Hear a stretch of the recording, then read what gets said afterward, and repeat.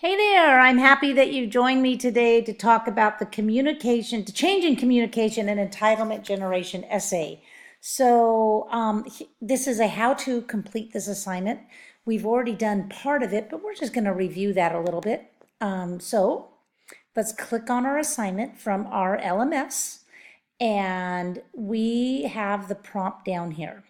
So what I want you to remember is that you have already done this part. You've already done the time to tally where you watch this video, this particular video right here on change of communication, how it's changed over the years, and you've kept a tally on all the type of communications that you have done in a 24-hour period, from Skyping to phone calls to writing an email to receiving an email to making a tweet on your Twitter account, posting to Facebook, doing Instagram, whatever it is, you made a tally and you kind of saw how communication is really important.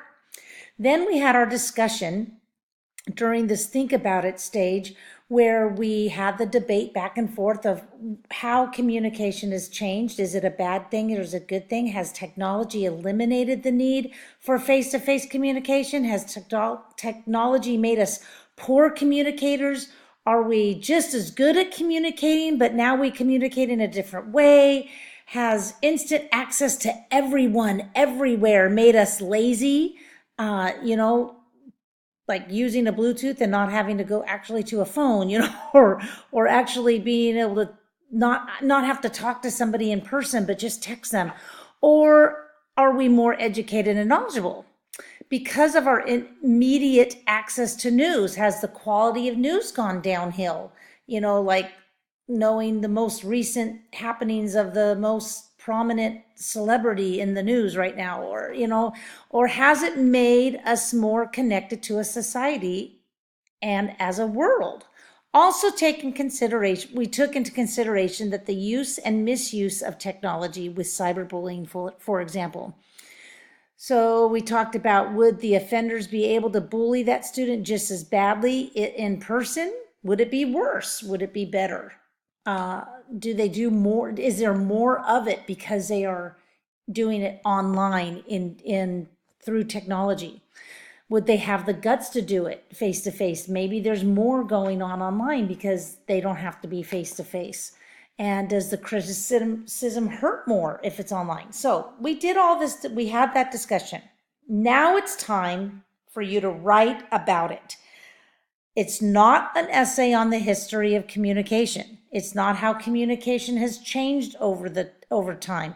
It is about the entitlement generation. So you are being called, right here in this write about it section, you are being called the entitlement generation, which means that the world believes people in your age group feel that they are entitled to or deserving of everything right away. Now, part of this is because we do get so many things right away. If we need to talk to somebody, we have access to it.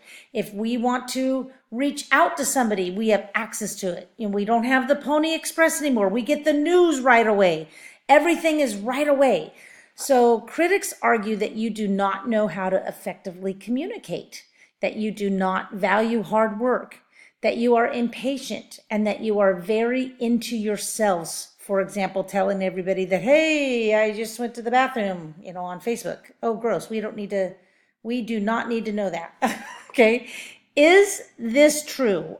Are you feeling like this is well deserved? Is it fair that you guys are being called the entitlement generation? And is it your fault if it is true? So what I want you to do is go deep into your analysis and reflection on this. Use the information you collected over the last few days on communication, but your real paper is about the entitlement generation. This is a personal response. So very few papers for my class, you are allowed to use the word I, but in this one, since it's a personal response, you are allowed to use the word I. It's an opinion paper. You do not need to consult outside sources. In fact, there should be no plagiarism in this paper at all, because this is all your opinion. So no similarity. There should be very little similarity in your similarity reports from turnitin.com.